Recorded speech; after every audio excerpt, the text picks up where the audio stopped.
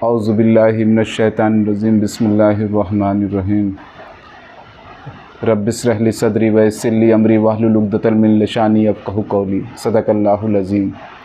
सामईन हज़रात अस्सलामु अलैकुम वरहमतुल्लाहि वबरकातुहू। आज फिर आपके सामने एक वीडियो अपलोड करने जा रहा हूँ और वो वीडियो हक़ाइक़ पे मबनी है, इसलिए मैं चाहता हूँ कि आप तमाम लोग उस वीडियो को देखें, सुनें और फिर फ़ैसला करें कि गलत क्या है और सही क्या है। क्योंकि आज की दौड़ भाग की ज़िंदगी में हम आँख बंद करके तमाम ऐसे लोगों पे भरोसा कर लेते हैं, तमाम ऐसे जज्बाती लड़के जो 18 से 24, 25, 26 साल के हैं, जिनके अपने ना सोचने समझने की सलाहियत है, ना अपना दिमाग है, ना कोई इस्तिताअत है। वो फेसबुक पे बैठ कर के पॉलिटिक्स का मज़ा ले रहे हैं। वो ये समझ रहे हैं कि आने वाला वक्त कहीं ना कहीं उनके मुस्तकबिल के लिए बेहतर होगा। ये सही बात है, लेकिन इसके लिए बहुत सारी कुर्बानियाँ देनी होंगी, बहुत सारी चीज़ों से दौर से गुज़रना होगा। अब मैं आपको बता दूं कि ये जो वीडियो मैं अपलोड करने जा रहा हूं, ये हक़ाइक़ पे मबनी वीडियो हैं, हक़ाइक़ पे आधारित है। और इसलिए हक़ाइक़ पे आधारित है क्योंकि बहुत सारे झूठ मेरे जेल जाने के बाद प्रदेश अध्यक्ष शौकत अली के ज़रिए बोले गए। मैं जब जेल से निकला तो मैं इनकी पोस्टों को खंगाल रहा था कि आखिर इन्होंने किया क्या मेरे साथ, कोई कहीं पे इन्होंने कुछ सपोर्ट किया कि नहीं। तो मुझे एक पोस्ट मिलती है जो 5 अगस्त की पोस्ट होती है, और उस 5 अगस्त की पोस्ट का मैं तुरंत स्क्रीनशॉट लेता हूँ। उसमें तमाम ऐसे झूठ लिखे हुए थे जिनका मैं पर्दा आज आपके सामने फाश करना चाहता हूँ, और विद प्रूफ मैं उसका एविडेंस आपके सामने रखूँगा कि शौकत अली किस नहायत दर्जे से के झूठ बोलने वाले हैं। और झूठ पे मबनी ये सारी चीज़ें जनता में भी परोसते हैं, जनता के सामने भी ले जाते हैं, कार्यकर्ताओं से भी अपनी वाहवाही झूठ बोल करके कराते हैं। इसीलिए मैं आपसे कहना चाहता हूँ, ऐसे झूठे और मक्कारों से होशियार रहिए, ऐसे झूठ और फरेबियों से होशियार रहिए, क्योंकि ये कौम के लिए जहर हैं, कौम के लिए नासूर हैं, कौम को ये गर्त में ढकेल रहे हैं, ना कि कौम की फलाह के माबूद के लिए ये कोई काम कर रहे हैं। देखने में तो हमको यही लगता है कि शौकत अली तमाम ज़िलों का दौरा कर रहे हैं, देखने में हमको यही लगता है कि शौकत अली फेसबुक पे बड़ा संगठन खड़ा कर रहे हैं, देखने में हमको यही लगता है कि शौकत अली बहुत ज़बरदस्त मेहनत कर रहे हैं। हाँ, शुरुआत शौकत अली ने की, इससे भी मैं डिनाई नहीं करता, लेकिन उसके बाद जैसे जैसे लोग आते गए और मजलिस का कारवां उत्तर प्रदेश में बढ़ता गया, उस कारवां को ले करके फिर शौकत अली ही नहीं, तमाम ऐसे शौकत अली की तरीके के लोग जो मजलिस के लिए, जो मुस्लिम क़यादत के एम्पावरमेंट की सोच रखते थे, जो मुस्लिम क़यादत को आगे ले जाना चाहते थे, उन लोगों ने मजलिस इत्तेहादुल मुस्लिमीन का परचम थामा और परचम ले करके आगे बढ़े और लोगों तक पहुंचाने की कोशिश की और उसमें कामयाबी भी हासिल की। मैं अपने बारे में इसलिए कुछ नहीं कहना चाहता क्योंकि मेरी जितनी भी चीज़ें हैं वो सोशल मीडिया के माध्यम से मेरे चाहने वालों तक, मेरे लिए दुआ करने वालों तक सब पहुंच रही थी और सब देख रहे थे। शायद इसी वजह से आज मैं इस कंडीशन पे हूँ कि मैं शौकत अली की गलत नीतियों से पार्टी से बाहर हो चुका हूँ, और मैंने ये इस्तीफ़ा जेल से रह करके ही आपके सामने भेज दिया था, क्योंकि मैंने इनकी मुनाफिकत वहीं से पहचान ली थी कि शौकत अली इस तरीके की मुनाफिकत करता है कि जो काम करने वाला होता है, जिसके अंदर इस्तिताअत होती है, जिसके अंदर मुस्लिम एम्पावरमेंट की सोच होती है, जिसके अंदर मुस्लिम क़यादत को आगे ले जाने की सोच होती है, शौकत अली उसको कहीं ना कहीं साइड लाइन कर दिया करता है। इसीलिए मैंने वहीं से ही अपनी वाइफ को लेटर लिखा और मैंने कहा कि इसको सोशल मीडिया पर मतलब एक वीडियो बना करके अपलोड कर दो। अब मैं आपको बताता हूँ, इस बात की शुरुआत मैं एक शेर से करता हूँ कि झूठ बोलता तो मैं भी दरिया पार कर जाता, झूठ बोलता तो मैं भी दरिया पार कर जाता, मगर डुबो दिया सच बोलने की आदत ने मुझको। दोस्तों, एक चीज़ याद रखना, इरफान पठान ने कभी झूठ का सहारा नहीं लिया, अल्हम्दुलिल्लाह। इरफान पठान ने कभी कौम को अकेला नहीं छोड़ा, इरफान पठान ने कभी कौम के साथ मुनाफिकत नहीं की, इरफान पठान ने कोई ऐसा काम नहीं किया जिससे कौम या क़यादत को नुकसान पहुंचा हो। लेकिन हाँ, मुंशी प्रेमचंद जी की एक लाइन है, उस लाइन को गौर से सुनिएगा। मुंशी प्रेमचंद जी लिखते हैं कि क्या बिगाड़ की डर से ईमान बेच दें या ईमान का सौदा कर लें।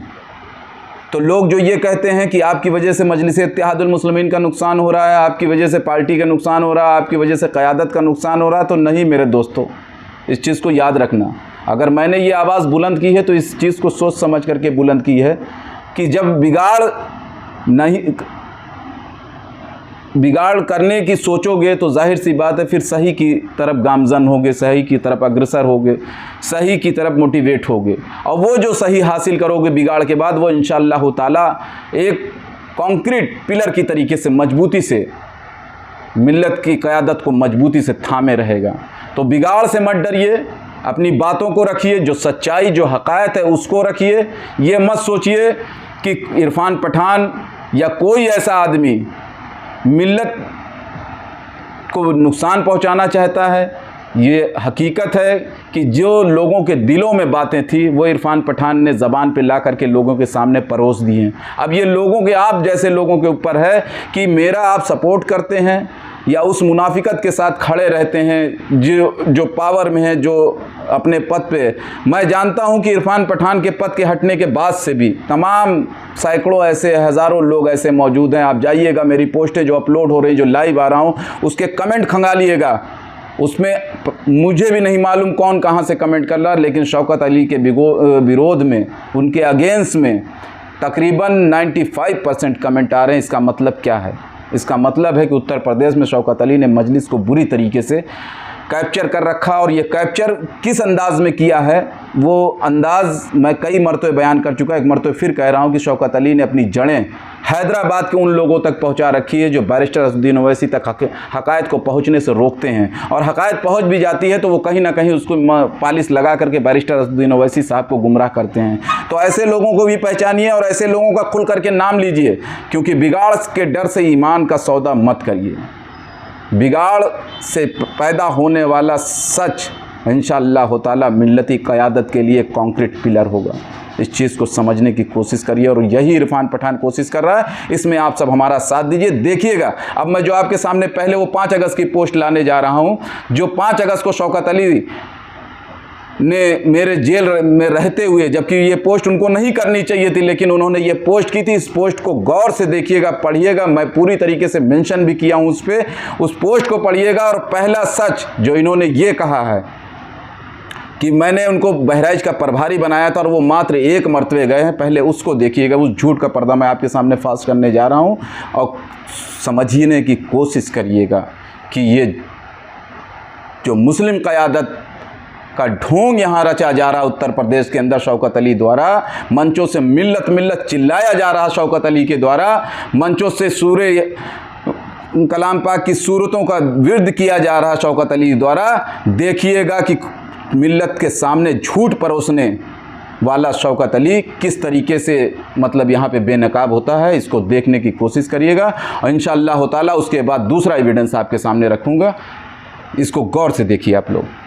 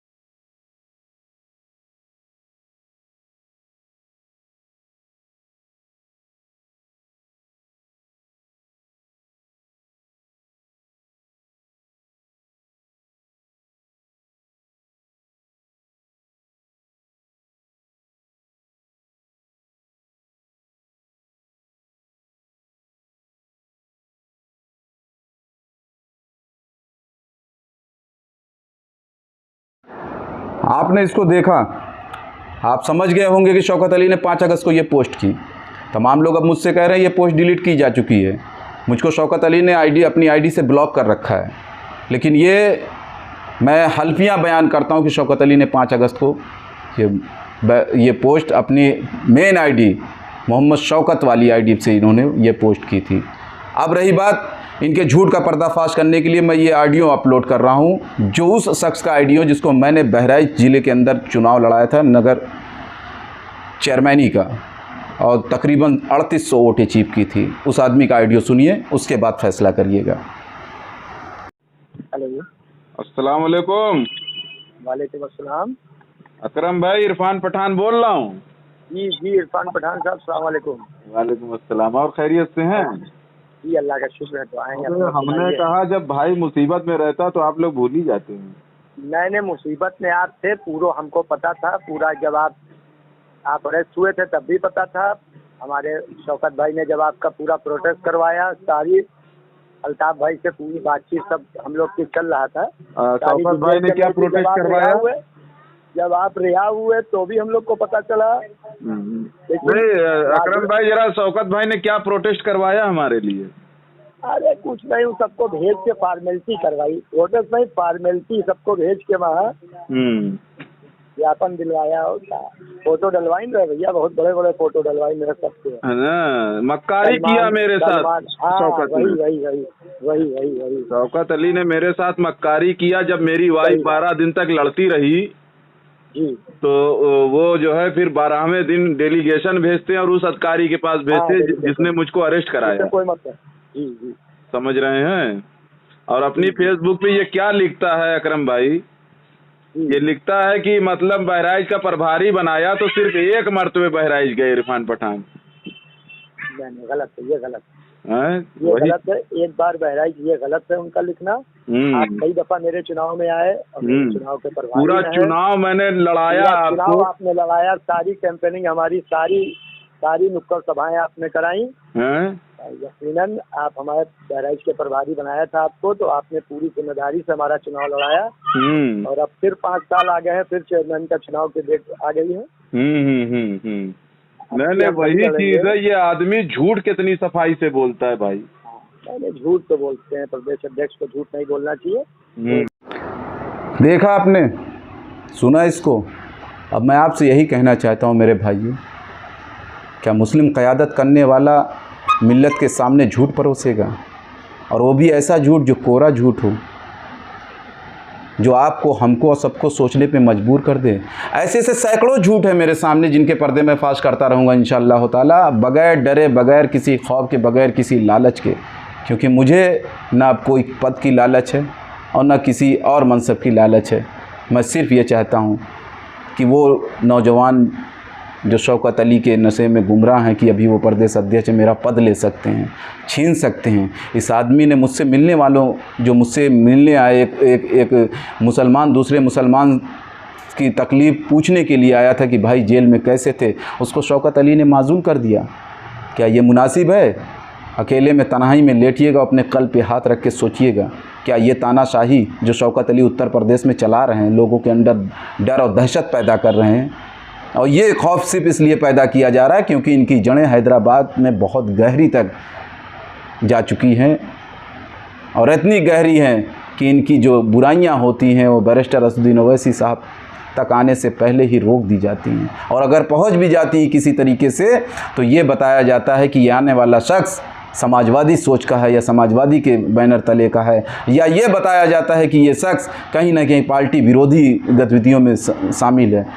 बैरिस्टर साहब, आपको अल्लाह ने बहुत बड़ा इल्म दिया है, आप संविधान के जानकार हैं, आप जो है कुरान की आयतों का तर्जुमा करते हैं, आप जो है मंचों से खड़े होकर के दौरे करबला का ज़िक्र करते हैं, आप जो है नबी की सीरत का ज़िक्र करते हैं, तो आप क्यों नहीं उत्तर प्रदेश के कार्यकर्ताओं के साथ अदलो इंसाफ़ कर रहे हैं? आखिर क्या वजह है कि अदलो इंसाफ़ करने के लिए एक मरतबे मुझे मत रखिए मजलिस में।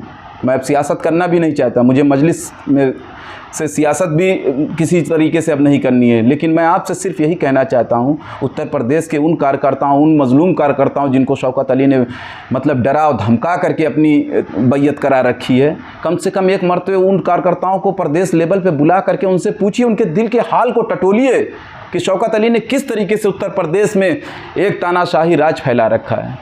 मैं ये नहीं कहना चाहता था, लेकिन मैं आपसे कहना चाहता हूँ कि बैरिस्टर साहब, आप ज़ाहिरी तौर पे बातनी इल्म अल्लाह को है, लेकिन ज़ाहिरी तौर पे सराफा नूर दिखाई देते हैं, तो अल्लाह के वास्ते उत्तर प्रदेश के उन कार्यकर्ताओं के साथ इंसाफ करिए जिन कार्यकर्ताओं को साइडलाइन किया गया है। सिर्फ इस शख्स ने अपनी तानाशाही को उरूज देने के लिए साइडलाइन किया है। जिन लोगों को साइडलाइन सिर्फ इस वजह से किया गया कि इस शख्स को अपनी नफ्सियाती तस्कीन के लिए साइडलाइन किया गया है।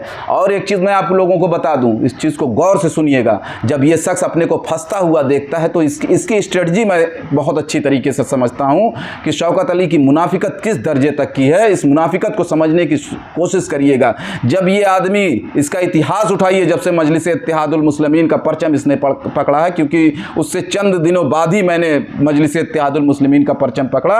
जब ये आदमी फंसने लगता है तो ये 2-3 काम करता है। इस काम को गौर करिएगा और देखिएगा कि आज भी उसी काम को ये अंजाम दे रहा है।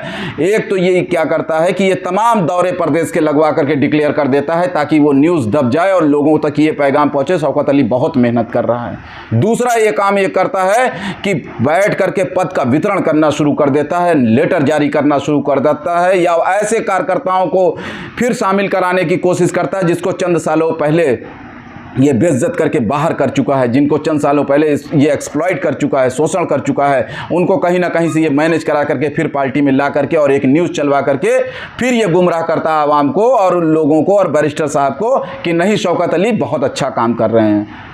तो मैं इस मुनाफिकत से होशियार रहिए।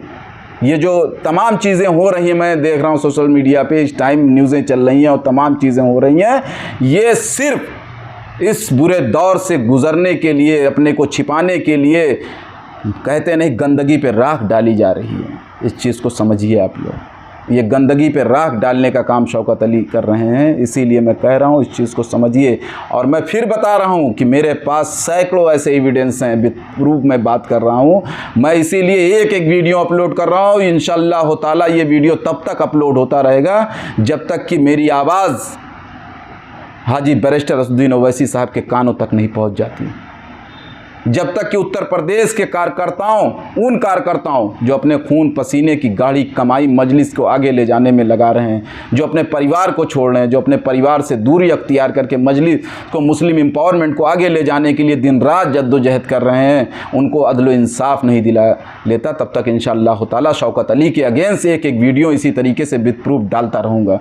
मैं फिर कहना चाहता हूँ, उठो कार्यकर्ताओं, पदाधिकारियों जो खामोश हो, अगर वाकई में हकीकत का मिल्लत का दर्द है तो पूछो शौकत अली से जा कर के कि उत्तर प्रदेश में 100 सीटें क्यों लड़ाई गई। पूछो। सबसे पहला विरोध करने वाला, सवाल पूछने वाला उस टाइम मैं था कि शौकत भाई 100 सीटें मत लड़ाइए, बहुत गलत मैसेज जाएगा, बहुत गलत पैगाम जाएगा। मैं आपसे वही कहना चाहता हूँ कि किसी भी कार्यकर्ता ने इसके खिलाफ़ आवाज़ नहीं उठाई। आखिर प्रदेश कमेटी का गठन क्यों हुआ है?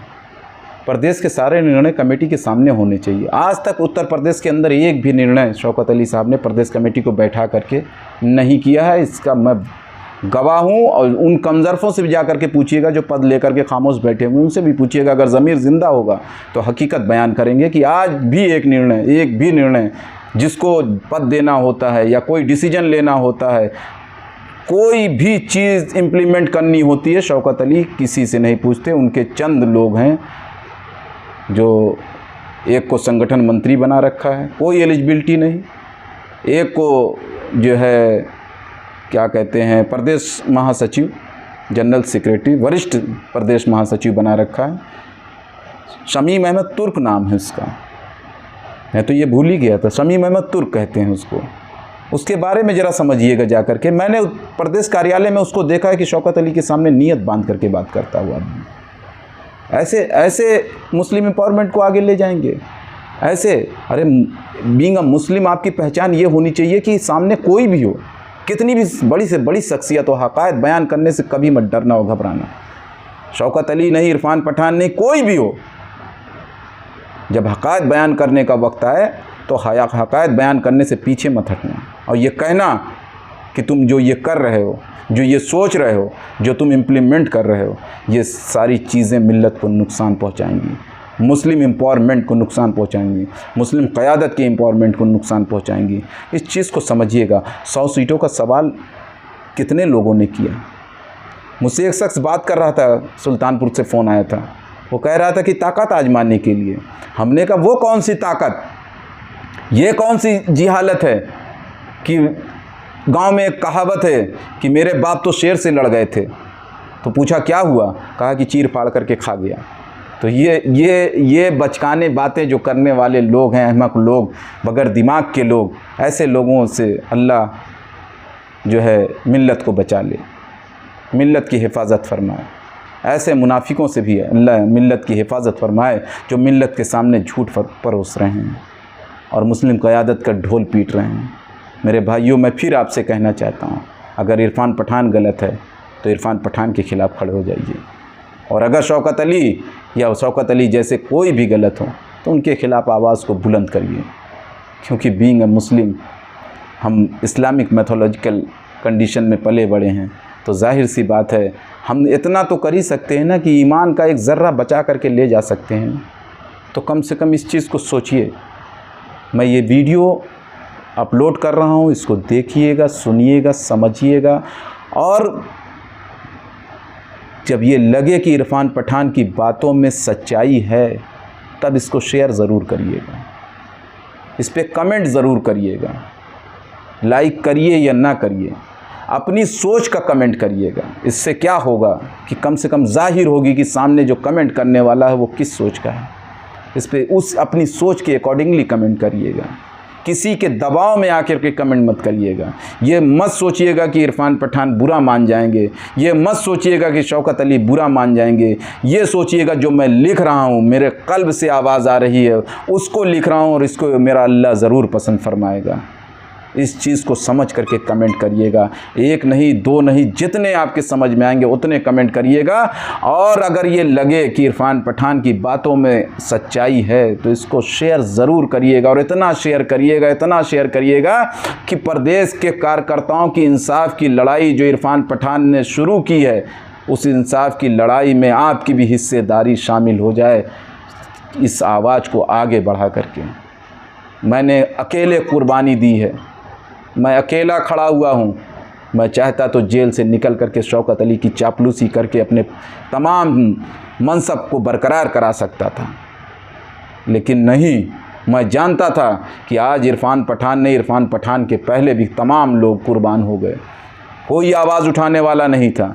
लेकिन इस मर्तबे शौकत अली का पाला एक ऐसे शख्स से पड़ गया जिसको अल्लाह ने बोलने और समझने और सोचने की इस्तिताअत दे रखी है। इसीलिए मैं कह रहा हूँ, डरिएगा नहीं, घबराइएगा नहीं दोस्तों। अपनी सोच को कमेंट में ज़रूर डालिएगा, शेयर ज़रूर करिएगा, और ऐसे तमाम मुनाफिकों को जवाब दीजिएगा जो कौम और मिल्लत के साथ मुनाफिकत कर रहे हैं, जो कौम और मिल्लत के सामने झूठ परोस रहे हैं, जो कौम और मिल्लत के सामने ज़बरदस्ती का मिल्लती ढोल पीट रहे हैं, जबकि वो हकीकत में मिल्लती सोच के नहीं हैं, वो इबलीसी सोच के लोग हैं। ऐसे लोगों को का पर्दाफाश करिएगा, कमेंट करिएगा, शेयर करिएगा, और एक एक व्हाट्सएप ग्रुप, एक एक फेसबुक ग्रुप में इसको पहुंचाइए, ताकि मेरी ये आवाज़ जो मैं अल्लाह के भरोसे उठा रहा हूँ, ये आवाज़ बैरिस्टर असदुद्दीन ओवैसी साहब के कानों तक ज़रूर पहुँचे। इन्हीं चंद बातों के साथ मैं आपसे वादा करता हूँ, इंशाअल्लाह ताला बहुत जल्द आपके दरमियान फिर आकर के शौकत अली के ख़िलाफ़ ऐसे ही एविडेंस के साथ अपनी बातों को रखूँगा और ये प्रूव करूँगा कि शौकत अली मिल्लत का दुश्मन है।